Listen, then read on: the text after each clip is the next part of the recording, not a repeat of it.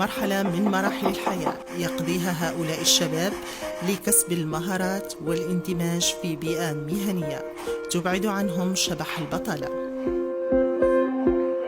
فكل واحد من هؤلاء اختار طريقه نحو الشغل الذي يهواه من خلال الالتحاق بمؤسسات التكوين المهني والسير قدما نحو مستقبل مشرق.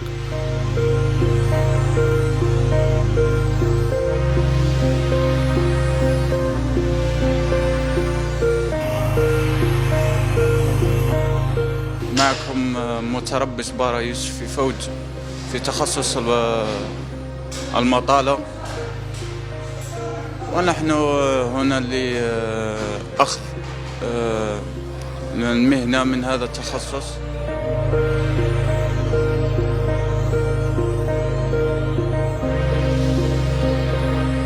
مسلم جميل، نقرأ في التركيب الصحي، عجبني من ناحية في الدنيا كل، من ناحية يساعدني بالخدمة، يساعدني في أي حاجة، دبلوم سمحني.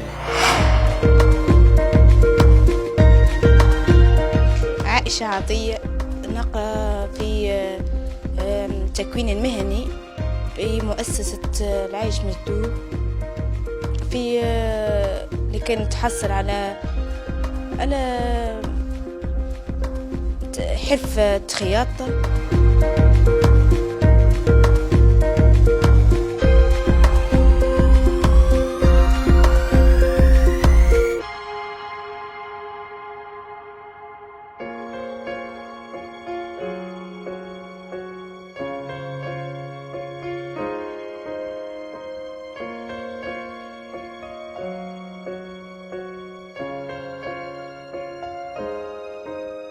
لقد سهرت الدولة على تعزيز الهياكل البيداغوجية، وهو ما تجسد ميدانيا تجاه قطاع التكوين المهني بوادي سوف للتكفل الأمثل بهؤلاء المتربصين.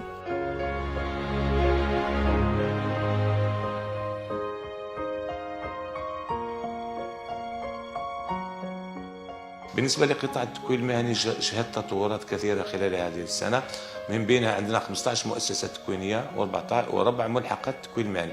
هذه الملحقات التكوين المهني الربعة اللي حدث فيها تغيير، ربما ننتظر الإنشاء القانوني نتاع المرسوم الإنشاء القانوني للمؤسسات باش ترقى إلى مصاف مراكز التكوين المهني، واللي يشرف عليها السيد الوالي شخصيا وكان يتابعها كل يوم باش تنتهي الإشغال فيها إن شاء الله وتستقبل المتربصين. وبفعلا كل الإشغال انتهت بهذه الملحقات، منها ملحقات التكوين المهني بالبياضة، ملحقات التكوين المهني بالمقر، وملحقات التكوين المهني بالنخلة، وملحقات التكوين المهني بميوز. هذه هو الربع من الملحقات انتهت فيها الإشغال وانتهت الإشغال، وانا ننتظر برك الإنشاء القانوني نتاعها باش تولي تترقى إلى مراكز التكوين المهني.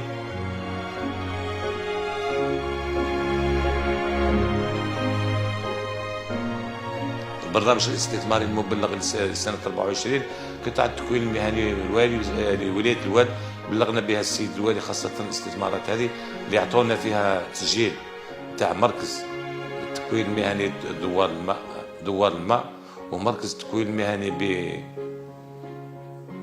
بالحمراية.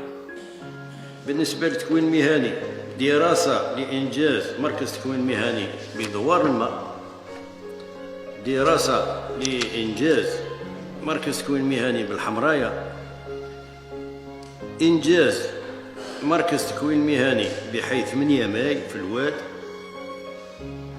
دراسة متابعة وشغل تهيئة لبعض الفروع تاع تكوين مهني،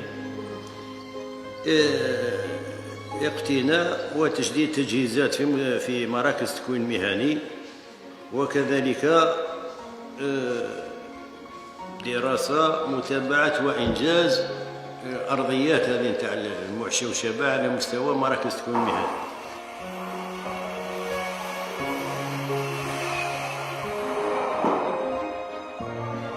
يعد التكوين المهني من بين أحسن الفرص الناجعة لتسطير مستقبل أفضل ويد عاملة مؤهلة، مما نتج عن ذلك تزايد في إقبال الشباب على الالتحاق بمؤسسات التكوين للتربص في مختلف الاختصاصات.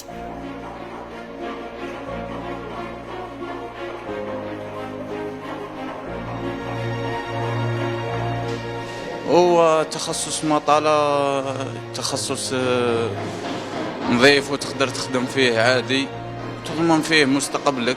مفيد اللي كان تحصل على معناها خياطة حرفة في يدي.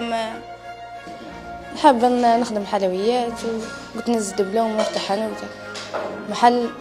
أنا كي نلقاه خاطر أخرى معناها كي نكبر ولا حاجة هكا، وحتى خدمة تساعد حتى في الكبر معناها نلقاها حتى خاطر أخرى هكا معناها تساعدني شوي.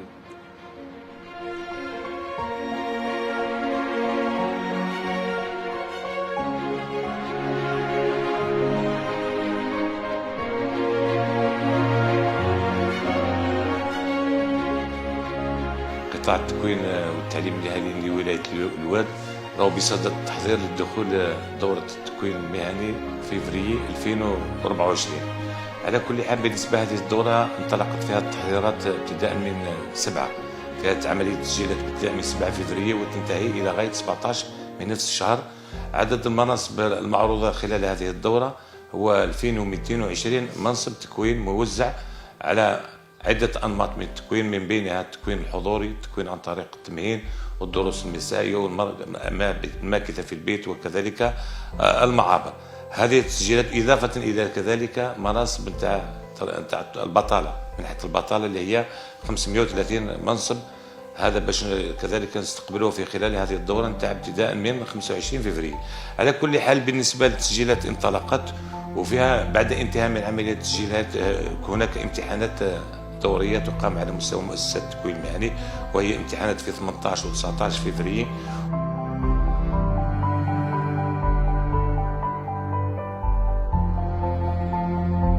أدعو الشباب من هذا المنبر الالتحاق بمراكز تكوين مهني وأخذ مهنة من هذا التربص ومن مركز تكوين مهني، والعمل به في حياتك وضمن مستقبل.